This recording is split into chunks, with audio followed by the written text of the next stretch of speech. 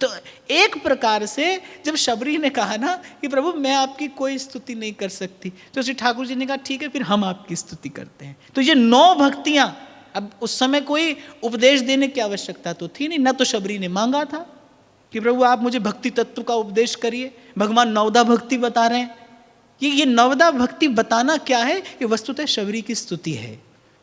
श्री रघुनाथ जी ने शबरी जी की स्तुति की है और फिर बताया सारे संसार को। ये शायद उन ऋषि मुनियों को दिया हुआ संकेत था कि सकल प्रकार भगति दृढ़ तोरे, प्रेममयी पूजा प्रभु स्वीकार करते हैं। और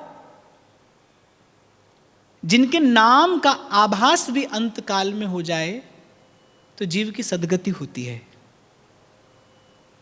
जीव की सदगति होती है अगर भगवान नाम का आभास भी अंत काल में हो जाए, क्योंकि जन्म जन्म मुनि जतन कराही, पै अंत राम कहीं आवत नाही। अपने आसपास देखो कितने लोग आपको दिखाई पड़ेंगे जीवन भर वृंदावन रहते हैं, भजन करते हैं, लेकिन अंतिम विश्राम वृंदावन में नहीं मिलता। पहुंच जाते हैं दिल्ली बंबई, कहीं पहुंच जाते हैं। ईमानदारी से जीवन जिया है जिसने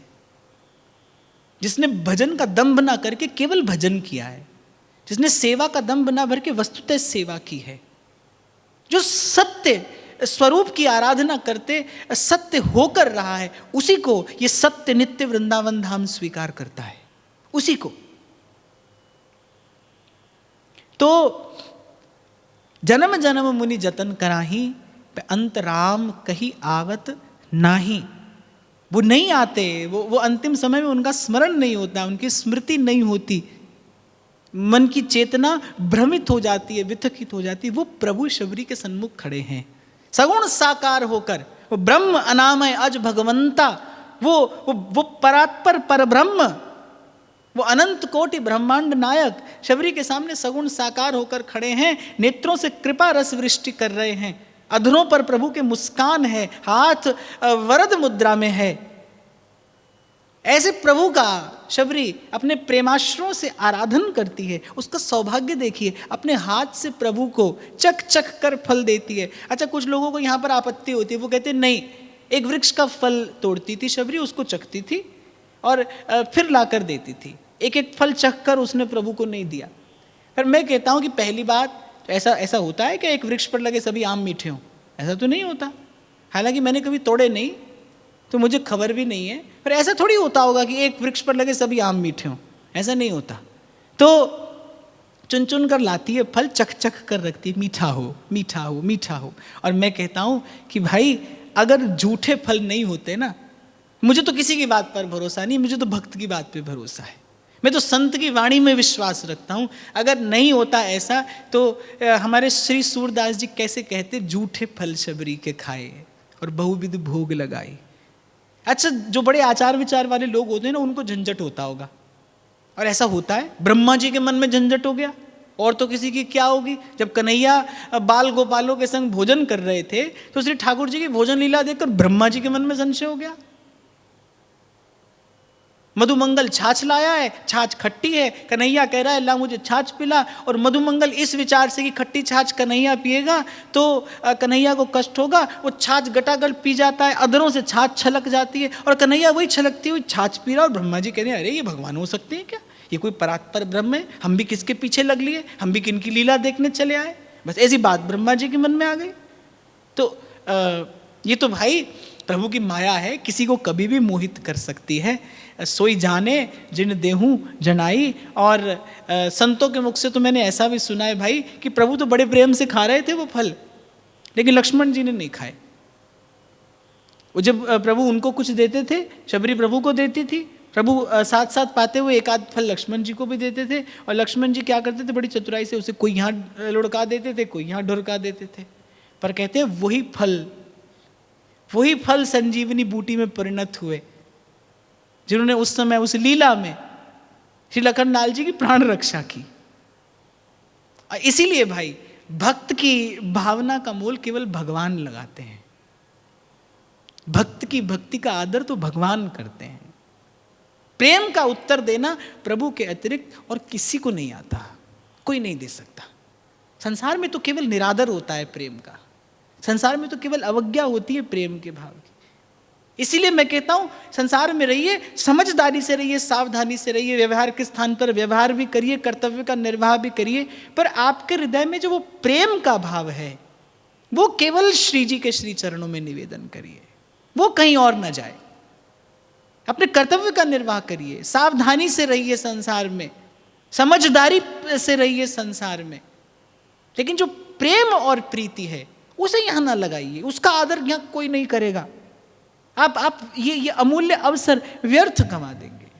प्रभु ने वो प्रेममयी सेवा स्वीकार की, झूठे फल शबरी के खाए, बहुविध भोग लगाई। और श्री प्रभु की लीला वर्णन करने वाले संत तो ये भी कहते हैं कि उसके बाद जब वनवास काल समाप्त हुआ और अयोध्या नाथ जब कभी मिथिला गए और मिथिला में प्रभु का बड़ा सुंदर, बड़ा भव्य स्वागत हुआ, एक से एक सुंदर व्यंजन वहाँ प्रभु को परोसे गए और प्रभु एक एक कौर लेते हुए कहते हैं तो बड़े सुंदर, हैं तो बड़े मधुर, लेकिन शबरी के जैसे बेरों का स्वाद इनमें नहीं है, उन बेरों जैसा स्वाद नहीं है। एक संत तो कहते थे कि अनंत काल से अनंत अनंत भक्त प्रभु को भोग लगाते आ रहे हैं और लगाते रहेंगे, लेकिन कभी प्रभु ने रुचि मानकर पाया है तो दो ही समय पर पाया है, या तो वो विदुरानी के छिलके हैं और या वो शबरी के बेर हैं।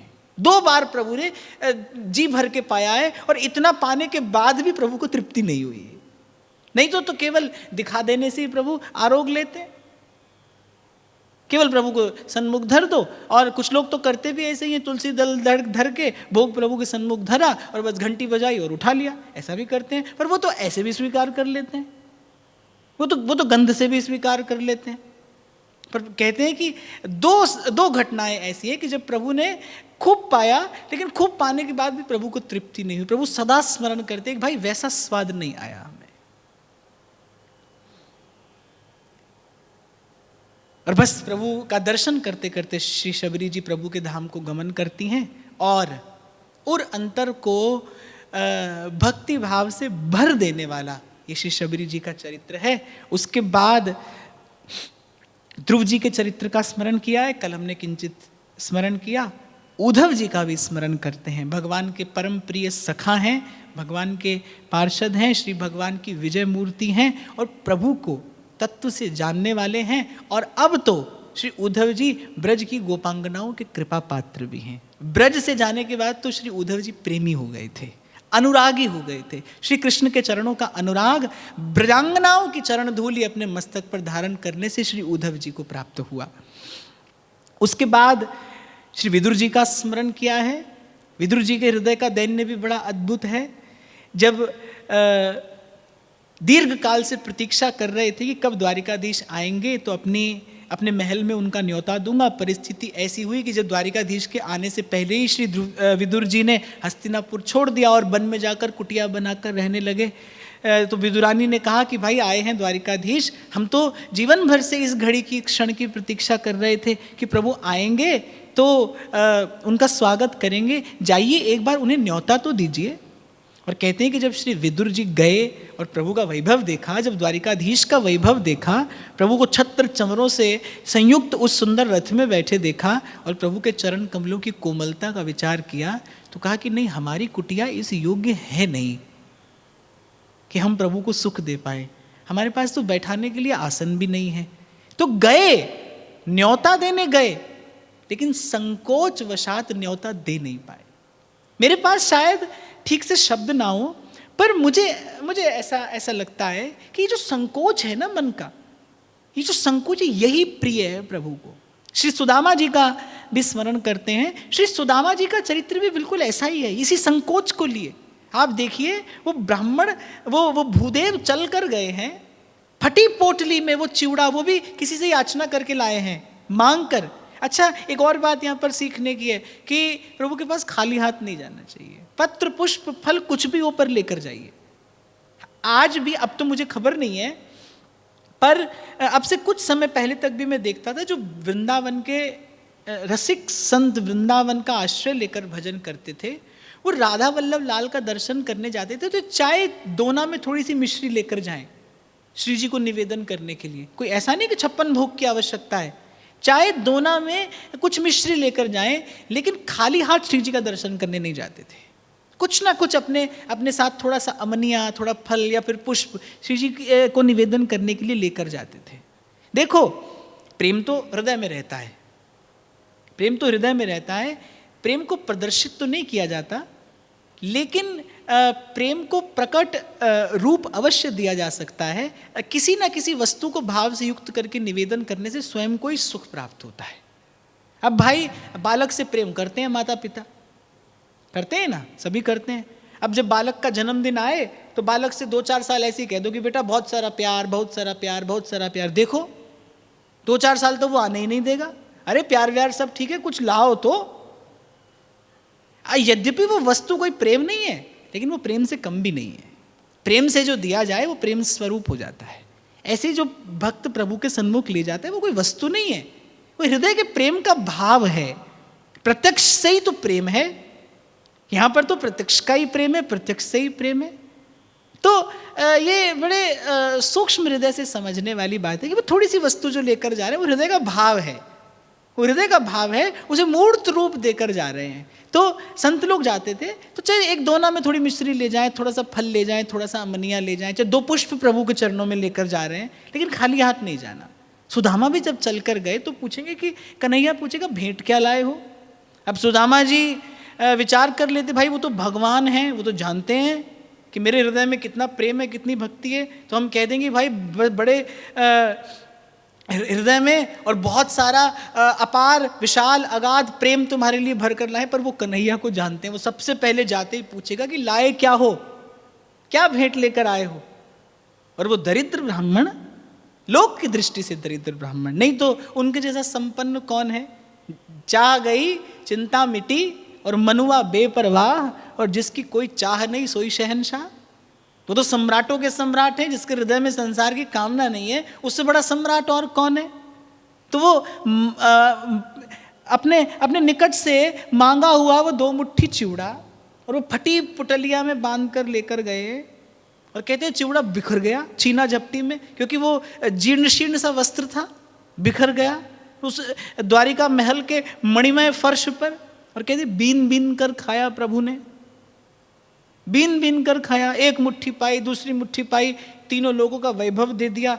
तीसरी मुट्ठी जब पाने लगे तो रुक्मिणी जी ने आकर हाथ पकड़ लिया, बोले ऐसा नहीं हो कि अभी तो 3 लोग का वैभव दिया है, अब अगली बार में हमें ही लगा दे सेवा में। क्योंकि जब ये देने पर आते हैं तो फिर विचार तो करते नहीं। प्रभु जब देते हैं तो विचार नहीं करते। संसार भी जानता है इतनी बात, तो संसार भी कहता है ऊपर वाला जब देता है तो छप्पर फाड़ कर देता है। माने जब प्रभु देते हैं ना तो वो विचार करके नहीं देते, वो देते हैं तो फिर भीतर बाहर से भर देते हैं। लब्धवा पुमान तृप्तो भवति, उनसे प्राप्त करने वाला सदा के लिए तृप्त हो जाता है, क्योंकि प्रभु जिस याचक को देते हैं उसे दाता बना देते हैं। तो रुक्मिणी जी ने आकर हाथ पकड़ लिया, बोली ऐसी प्रेम भरी वस्तु आप अकेले ही पा जाएंगे। अब मुझे नहीं खबर है भाई कि रुक्मिणी जी के मन में भाव था या रुक्मिणी जी ने किसी और कारण से हाथ पकड़ा, ये बात रुक्मिणी जी जाने, पर हाथ पकड़ लिया, हाथ पकड़ लिया कि भाई ये थोड़ा सा प्रसाद हमें भी दीजिए। लेकिन आप देखिए वो इतनी लंबी यात्रा करके जो सुदामा गए हैं, लेकिन बड़ा संकोच है, मैं कैसे ये वस्तु प्रभु को निवेदन करूं, क्या ये वस्तु प्रभु को निवेदन करने योग्य है। ये बात मैं आपको इसलिए कह रहा हूं, कुछ भी निवेदन करिए प्रभु को, लेकिन मन में कोई गर्व गौरव रख कर न करिए। मैं आपको बड़ी विनम्रता पूर्वक ये बात कह रहा हूँ, संतों की कृपा से जो किंचित थोड़ा अनुभव हुआ मैं उसका आधार लेकर आपको कह रहा हूँ।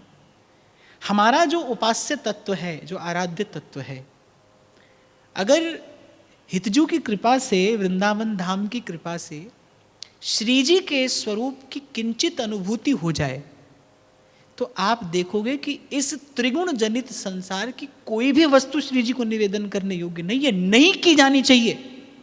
अगर श्री जी के स्वरूप की अनुभूति हो जाए तो आप देखोगे कि कोई भी वस्तु श्री जी को निवेदन की ही नहीं जा सकती। कैसी सुकुमारता प्रिया जी की है कि ध्रुवदास जी कहते हैं कि श्री लाल जी मनहू के करण सो छुअत डरत हैं। क्या वस्तु श्री जी को निवेदन की जा सकती है? इस त्रिगुण जनित संसार में गुण दोष की ये सृष्टि है, प्रत्येक वस्तु गुण दोष से युक्त है। गुण दोष से युक्त वस्तु कैसे उस सत्य नित्य युगल को निवेदन की जा सकती है? इसीलिए मैंने आपको 2 दिन पहले कहा था, भाई हमसे सेवा स्वीकार करके प्रभु हमारी ही सेवा कर रहे हैं, सुख तो हमें मिल रहा है, सेवा का सुख हमें है और प्रसाद हमें प्राप्त होता है। प्रभु को तो क्या सुख देंगे आप और मैं? क्या संसार की कोई वस्तु प्रभु को सुख देगी? यहाँ की उत्तम से उत्तम, श्रेष्ठ से श्रेष्ठ वस्तु भी श्री जी के सन्मुख किए जाने योग्य नहीं है। ये तो आचार्यों की कृपा है, ये तो उनका अनुग्रह है कि उन्होंने आपको मुझे सेवा का ये भाव प्रदान करके और श्री जी के सन्मुख जाने योग्य बना दिया है। तो कुछ भी निवेदन करिए पर आपका हृदय झुका हो, संकोच पूर्वक, मन में आपके इस बात की प्रतीति हो कि वस्तु श्री जी को निवेदन किए जाने योग्य है नहीं, पर ये आचार्य की कृपा है, ये गुरुजनों का अनुग्रह है कि मैं वस्तु निवेदन कर पा रहा हूं। मुझे याद है 8-10 बरस पहले की बात थी, है शायद, एक लाल और हरे रंग की पोशाक राधा वल्लभ जी की बनी थी। शंभू जी ने बड़ा परिश्रम किया था उसमें। अच्छा, हमारे मन में इच्छा थी कि भाई सुंदर से सुंदर पोशाक बनवाएं, ऐसा कार्य हो उसमें, ऐसा कार्य हो। तो जो हमसे बन पड़ा, हमने वो थोड़े से अपने भाव से वो पोशाक बनवाई। श्री जी ने बड़ी कृपा की, बड़ी सुंदर पोशाक बनी और राधा वल्लभ लाल आज तक लाड़ से उसको धारण भी करते हैं। तो मैं जहाँ रहता था वहाँ तो भाई ऊसर भूमि थी, वहाँ तो राधा वल्लभ का नाम लेने वाला कोई नहीं था जहाँ मेरा जन्म हुआ। सेवा भाव से तो कोसों दूर का परिचय नहीं था किसी का। तो किसी ने मुझे कहा कि ऐसी पोशाक, बोले अरे इतने धन से किसी गरीब की सेवा कर देते, ऐसा कर देते, वैसा कर देते, और बोले क्या एक बार पहन लेंगे बस। मैंने कहा भैया तेरे मुंह में घी शक्कर कि अगर तूने कहा एक बार पहन लेंगे। मैंने कहा मैंने तो ये पोशाक ये भाव रखकर भी नहीं बनवाई कि वो एक बार भी पहने, और मैं आपसे सत्य कह रहा हूं, मैं व्यासपीठ पर बैठा हूं, मैंने तो इस भाव से भी नहीं बनवाई कि एक बार ठाकुर जी पहने। प्रभु के सन्मुख कर दी जाए, प्रभु की इच्छा हो, उन्हें अनुकूल हो तो वो धारण करें। सेवा हो तो आग्रह से युक्त चित्त सेवा नहीं कर सकता, और हम तो ऐसा करते हैं भाई, आप इसको मानो या नहीं मानो, हम तो ऐसा करते हैं। और हमारी दी वस्तु, हमारी निवेदन की वस्तु मान लो किसी दिन सेवा में ना हो तो बड़ा कष्ट होता है हमको, कहाँ गई, हमने दी थी। अरे देने के बाद भी आप और मैं कहाँ दे पाते हैं, देने के बाद भी आपको मुझे स्मरण बना रहता है कि आपने मैंने दी। अरे आपका दिया हुआ पुष्प अगर निवेदन ना हो तो मन को कष्ट होता है। इसीलिए श्री प्रियादास जी कहते हैं, हितजू की रीत कोई लाखन में एक जाने। इस भाव से सेवा नहीं होती भाई। आप तत्पर रहिए सेवा के लिए, प्रभु स्वीकार करे, प्रभु की अनुकूलता हो, प्रभु को सुख हो तो प्रभु स्वीकार करे, नहीं तो फिर करिए प्रयास, फिर करिए प्रयास।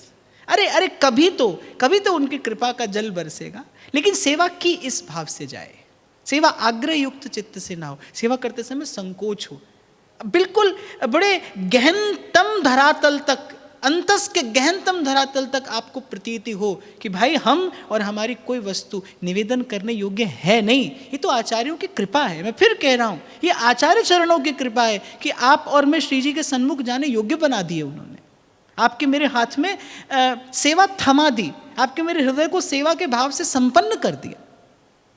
मैं दोहराऊंगा अपने शब्द, इस संसार की, इस गुण दोष भरे संसार की उत्तम से उत्तम वस्तु भी श्री जी के सन्मुख जाने योग्य नहीं है, श्री जी के सन्मुख जाने योग्य नहीं है। जैसा उनका स्वरूप है, जैसी उनके स्वरूप की दिव्यता है, जैसा उनका माधुर्य है, जैसी उनकी सुकुमारता है, जैसी उनकी सहजता है, जैसी उस स्वरूप की सरसता है, संसार की कोई वस्तु उन्हें सुख नहीं दे सकती। आपके मेरे हृदय का जो ये संकोच, ये सुकोमल भाव है, ये किंचित प्रिया जी को सुख देता है, ये किंचित श्री जी के सुख का कारण हो सकता है। वस्तु नहीं हो सकती, वस्तु कदापि नहीं हो सकती। बड़ा सूक्ष्म प्रेम का मार्ग है। और ध्रुवदास जी कहते बंकट घाटी नेह की कोई बिरला उतरे पार।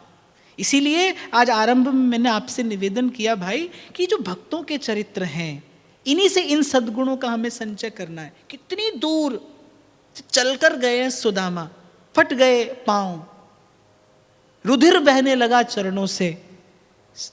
भक्त लोग गाते हैं, देख सुदामा की दीन दशा, करुणा करके करुणानिधि रोए, रो पड़े भगवान जब सुदामा जी के चरण देखे कि ये धर्मपरायण ब्राह्मण, ये विप्र, और कितना कष्ट सहकर आया है। जब सुदामा के चरण देखे तो फूट पड़े भगवान, करुणा करके करुणानिधि रोए। और रोए भी तो थोड़ा नहीं रोए, कह रहे पानी परात को हाथ छुयो नहीं, स्वर्ण के पात्र में भरा जल रखा है, रुक्मिणी आदि पट्ट रानियां स्वर्ण पात्रों में जल लेकर खड़ी है, सुगंधित जल, सुरभित जल, लेकिन पानी परात को हाथ छुयो नहीं और नैनन के जल सो पग धोए। इतना रोए भगवान सुदामा के चरणों को देखकर, इतना रोए प्रभु कि अपने नेत्रों के जल से धो दिए सुदामा के चरण कमल। कैसी स्थिति रही होगी, क्या सुदामा के चरणों की दशा होगी। और इतना पुरुषार्थ, इतना परिश्रम, इतना श्रम इस ब्राह्मण ने किया है, लेकिन इसके बाद भी जब द्वारिका का वैभव देखा और प्रभु के स्वरूप का विचार किया, जब कन्हैया की सुकुमारता का विचार किया, तो सुदामा ने कहा कि वो सूखा चिवड़ा मैं कैसे प्रभु को निवेदन कर। ये संकोच प्रभु को प्रिय है। आ गए श्री रघुनाथ जी, शबरी सन्मुख नहीं हो रही, ये संकोच प्रभु को प्रिय है। पहुंच गए विदुर जी न्योता देने के लिए, और भगवान श्री विदुर जी का आदर करते हैं, ज्येष्ठ वृद्ध की भांति विदुर जी को सम्मान देते हैं। लेकिन जब प्रभु को देखा, जब द्वारिकाधीश को रथ पर बैठे देखा, दारुक सात्विकी आदि पार्षदों से युक्त द्वारिकाधीश का वैभव देखा, तो विदुर जी कहते हैं नहीं भाई, मेरी कुटिया में प्रभु को कष्ट होगा। अरे वो तो वन प्रांत में ऐसे स्थान पर है जहां प्रभु का रथ भी न जा पाएगा, पैदल चलकर प्रभु को जाना होगा, और मेरी कुटिया में तो कोई ऐसा सुकोमल आसन भी नहीं जिस पर मैं कन्हैया को बैठाऊं। तो विदुर जी गए, लेकिन वापस लौट गए, निमंत्रण नहीं दिया। पर चींटी के पग नूपुर बाजे तो भी साहिब सुनता है। अरे वो जो हस्तिनापुर में कार्य करने के लिए आए थे ना, वो कार्य तो बहाना था, वस्तुतः जाना तो विदुर जी की कुटिया पर ही था। वस्तुतः प्रभु को विदुर जी की कुटिया पर ही जाना था। करुणा निधान अपने भक्त पर करुणा रस वर्षण करने के लिए व्याकुल थे, आतुर थे, और कहते हैं विदुर जी के पहुंचने से पहले द्वारिकाधीश कुटिया में पहुंच गए। द्वार खटखटाया और श्री विदुरानी जी स्नान कर रही थी। द्वार खटखटाया, पूछा कौन, और जब प्रभु ने कहा ना काकी मैं, और जब प्रभु का स्वर कान में पड़ा तो ऐसी प्रेम से विभोर हुई कि ये भी खबर नहीं रही कि मैं निर्वस्त्रा हूं, मैं निर्वसना हूं। उसी अवस्था में जाकर द्वार खोल दिया, और जब प्रभु ने देखा तो खबर नहीं उस भाव ने भक्त वत्सल को कितना सुख दिया होगा। प्रभु ने झट से अपना पीतांबर उतारा और ओढ़ा दिया, उसी भाव में हाथ पकड़कर ले गई कन्हैया को। खबर नहीं कहाँ बैठाया, ये सुध नहीं है कहाँ बैठा रही हूँ। प्रभु स्वयं बैठ गए और दौड़ कर ऐसे यहाँ वहाँ दौड़ती हैं, अरे क्या है पास में, कन्हैया को क्या निवेदन करूँ। और कहते हैं वो कुछ केले रखे थे, सो केले उठाती हैं और जैसे छील कर केला स्वयं खाती जाती हैं, छिलका प्रभु को खिलाती जाती है। उधर से विदुर जी आए हैं। विदुर जी तो मन में ये विचार करके आए हैं कि भाई मैं नहीं न्योता दे सकता, यहाँ आने पर प्रभु को कष्ट होगा, कहाँ बैठाऊंगा प्रभु को, क्या सम्मान करूंगा उनका। हम तो कंदमूल बीन कर लाते हैं और पा लेते हैं, क्या निवेदन करूंगा प्रभु को। बस ये विचारते आ गए कुटिया में, और कुटिया में आकर जब वो दृश्य देखा कि प्रभु का पीतांबर ओढ़े विदुरानी बैठी है, प्रभु ने हाथ पकड़कर अपने निकट बैठाया है, केला छीलती है, फल खाती है, छिलका कन्हैया को खिलाती है। विदुर जी ने जाकर झट से हाथ पकड़ लिया, अरे ये क्या अनर्थ करती हो, ये क्या अनर्थ करती हो। द्वारिकाधीश को केले का छिलका खिलाती है, केला स्वयं खाती है। प्रभु को कितना कष्ट दिया तूने, कितना श्रम दिया तूने प्रभु को। और कहते हैं कि ठाकुर जी ने कहा धत, ठाकुर जी ने कहा अरे काका क्या रस में बिरस कर दिया आपने, आप नहीं जानते कितना सुख मिल रहा था मुझे, आप नहीं जानते ऐसी स्वादिष्ट वस्तु मैंने आज तक नहीं पाई। शायद प्रभु ने मन में विचार किया कि कभी उस त्रेता युग में उस शबरी के फलों में ऐसा स्वाद आया था, उसके बाद इतने लंबे अंतराल के बाद आज फिर किसी भक्त के भोग में मुझे ऐसा सुख मिला। अरे काका तुमने आकर सब रस में बिरस कर दिया।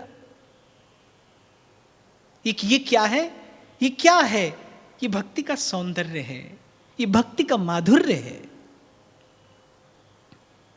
फिर अक्रूर जी का भी स्मरण किया है। आप वंदन भक्ति के आचार्य हैं। जब ब्रज में प्रभु को लेने के लिए आए तो कहते हैं प्रभु के चरण चिन्ह देखकर और लुंठित होने लगे यमुना के उस पुलिन पर। बड़ा उत्कट अनुराग श्री कृष्ण के श्री चरणों का इनके हृदय में है। उसके बाद श्री अम्बरीश जी का स्मरण करते हैं। इनका चरित्र भी बड़ा सुंदर है पर किंचित विस्तृत है। इसकी चर्चा आप और मैं कल करेंगे। आज का भाव यहीं श्री द्वारिकानाथ के श्री चरणों में निवेदन करते हुए और प्रभु के इन प्रिय भक्तों का पावन स्मरण करते हुए आप सबके हृदयस्थ प्रेम प्रभु को प्रणाम।